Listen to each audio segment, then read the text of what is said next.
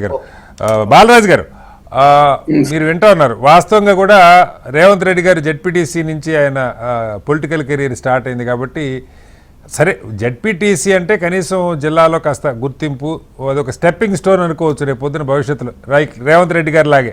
ఆ తర్వాత ఆయన ఎమ్మెల్యే కాగలిగారు, రాజకీయాల్లో ఒక ప్రస్థానం ముఖ్యమంత్రి దాకా రాగలిగారు. కానీ ఎంపీటీసీలు మరీ అంటే సర్పంచ్ ఉంటాడు ఊళ్ళో, ఏమి చేయడానికి ఉండదు. ఆ ఊరి నుంచే దాదాపు ఆ సర్పంచ్ జ్యూరిస్డిక్షనే ఒక ఎంపీటీసీ అవుతుంది. మనందరికీ తెలిసి ఇవన్నీ.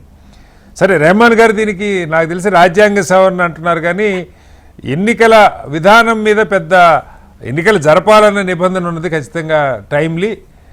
ఏ పద్ధతులు అన్న దాని మీద మరి ఇబ్బంది ఉందో లేదో నాకు పూర్తిగా జ్ఞాపకం లేదు, కానీ మార్చుకోవడానికి అవకాశం ఉంటే మరి బీజేపీ నాయకులు కూడా ఉన్నారు కాబట్టి మారుస్తారా అంటే మీ ఉద్దేశంలో అసలు ప్రత్యక్షంగా జరపడం మంచిదా, పరోక్షంగా జరపడం మంచిదా అన్నది ఒకటైతే ప్రభుత్వం ఎలాంటి నిర్ణయం తీసుకునే అవకాశం ఉందనుకుంటున్నారు? ముందుగా కటారి గారు, మీకు హెచ్ఎంటీవీ ప్రేక్షకులకి ప్యానెల్ పెద్దలకి నమస్కారం. ఏదైతే ఇప్పుడు ఎన్నికల వ్యవస్థ ఏదైతే ఉందో ప్రజల యొక్క సౌలభ్యం కోసం, ప్రజాపాలన సౌలభ్యం కోసమే ఎన్నికల వ్యవస్థలో ప్రజాప్రతినిధులు అనే వాళ్ళు ఏర్పడ్డారు. ఆ ప్రజాప్రతినిధులు 6 వేలుగా ఉపయోగించకుండా వాళ్ళకి అధికారాలు అప్పచెప్పడంలో ప్రభుత్వాలు సక్సెస్ అయితే ప్రజలకు అన్ని సౌకర్యాలు అంతే అనేది బీఆర్ఎస్ పార్టీ అభిప్రాయం. ఇలా 1959లో పంచాయతీరాజ్ వ్యవస్థ ఏదైతే ఆంధ్రప్రదేశ్ లో ప్రారంభమైతే 1992లో 3 టైర్ సిస్టమ్ వచ్చింది. అంతకుముందు 2 టైర్ సిస్టమే ఉండేది. అప్పుడు జిల్లా పరిషత్ లేకుండా ఓన్లీ గ్రామ పంచాయతీ, మండల పరిషత్ వరకే ఉండేది. ఆ రోజు ఎంపీపీ డైరెక్ట్ ఎలక్షన్ ఉండేది. ఎంపీపీ డిఎస్సి గానీ మిగతా కీలక అంశాల్లో ఎంపీపీ కీలక పాత్ర పోషించేవాళ్ళు. ఇప్పుడు అదే విధంగా ఇప్పుడు 3 టైర్ సిస్టమ్ వచ్చిన తర్వాత ఏమైందంటే జిల్లా పరిషత్ చైర్మన్ కావచ్చు, మండల పరిషత్ చైర్మన్ ఏదైతే మండల ఎంపీపీ కావచ్చు, గ్రామ పంచాయతీలో సర్పంచ్ కీలకంగా ఉన్నారు. కానీ ఈ జిల్లా పరిషత్ చైర్మన్ ఎన్నుకునేటువంటి జడ్పీటీసీ గానీ, అదేవిధంగా మండల పరిషత్ చైర్మన్ ఎన్నుకునేటువంటి ఎంపీటీసీ గానీ కొంత రోల్ అనేది తగ్గిందనేది వాస్తవం. అది 100% మనం చెప్పుకోవచ్చు.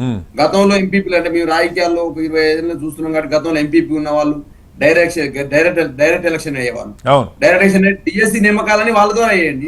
టీచర్ రిక్రూట్మెంట్ ఏదైతే జిల్లా పరిషత్ కూడా వాళ్ళతోనే. కానీ ఇప్పుడు కేంద్ర నిధులు కానీ రాష్ట్రానికి సంబంధించిన నిధులు కానీ తక్కువ పర్సెంట్ మాత్రం మండల పరిషత్లకు ఉన్నవి, జిల్లా పరిషత్లకు ఉన్నవి. సుమారు 25-80% నిధులు గ్రామ పంచాయతీలకు ఉంటే ఒక 15 to 25% మాత్రమే పైకి వచ్చే కొద్ది తగ్గుతున్నాయి. అది వాస్తవంగా మంచి మోడల్ అండి. డబ్బులు ఎక్కువ ఖర్చు కావాల్సింది పంచాయతీలో కదా. అవునవును, కాబట్టి ఆ మోడల్ ఉన్నది. వాస్తవం ఇప్పుడు 450 కోట్లు, 500 కోట్లు, సుమారు 500 కోట్లు కేంద్ర నిధులు అనేవి ఈ జిల్లా పరిషత్, మండల పరిషత్ నిధులు ఎలక్షన్ జరగకపోవడం వల్ల పెండింగ్ లో పడాయని చెప్పేసి అనుకుంటాం. ఇప్పుడు కేంద్రం కూడా రీసెంట్ గా సుమారు 1500-1600 కోట్లని గ్రామ పంచాయత్ ఎలక్షన్ నిర్వహించడం వల్ల వచ్చినాయి, రిలీజ్ చేశారు ఈ మధ్య కాలంలో. ఇంకొక 1,000 కోట్లు ఇంకా రిలీజ్ కావాలి. ప్రభుత్వం కూడా ఆలోచన చేసి వెంటనే ఈ మండల పరిషత్ ఎలక్షన్స్ ఇప్పుడు గతంలో ఇప్పుడు మన పెట్టారు మున్సిపాలిటీ ఎలక్షన్ సంబంధించి ఒక 10-15 రోజులు నిర్ణయం తీసుకున్నారు, పెట్టినారు, జరిగినాయి. ఇప్పుడు డెఫినెట్ గా వాటికి రావాల్సినటువంటి నిధులు కావచ్చు, పరిపాలన సౌలభ్యం కావచ్చు, అన్ని కూడా అవుతాయి. ప్లస్ అదే విధంగా మున్సిపల్ ఎలక్షన్స్ అయిపోయినాయి కాబట్టి మున్సిపాలిటీలో అనేక రకాల హామీలు ఇచ్చుంటారు. అధికార పార్టీ ఎక్కువ శాతం గెలిచినప్పటికీ, చైర్మన్ ఎక్కువ గెలిచినప్పటికీ వాళ్ళు కూడా అనేక రకాల హామీలు, ఎన్నికైన ప్రజాప్రతినిధులు ఉంటారు కాబట్టి పనులు ప్రజలు అడగడానికి కానీ డిమాండ్ చేయడానికి అవకాశం ఉంటుంది. కాబట్టి మేము ప్రభుత్వానికి కోరేది ఏంటంటే, హెచ్ఎంటీ ద్వారా డిమాండ్ చేసిందంటే వెంటనే మున్సిపల్ శాఖ మంత్రిని ఏర్పాటు చేయాలి ఒకటి. ప్లస్ అనేక రకాల అభివృద్ధి కార్యక్రమాలు వీళ్ళు ఎజెండాలో వాళ్ళు ఎలక్షన్ మేనిఫెస్టోలో కావచ్చు, ఎలక్షన్ సమయంలో ముఖ్యమంత్రి గారి అనుచర క్యాబినెట్ మినిస్ట్రీ మిగతా వాళ్ళ సంబంధించినటువంటి అధికార పార్టీ వాళ్ళు కొంత హామీలు ఇచ్చారు. కాబట్టి మున్సిపల్ శాఖ మంత్రిని వెంటనే ఏర్పాటు చేసి మరి ముఖ్యమంత్రి రేవంత్ రెడ్డి గారు నిర్వహిస్తున్నారు కాబట్టి మరి ఇంకా 2 క్యాబినెట్ విస్తరణ జరగాల్సిన అవసరం ఉంది.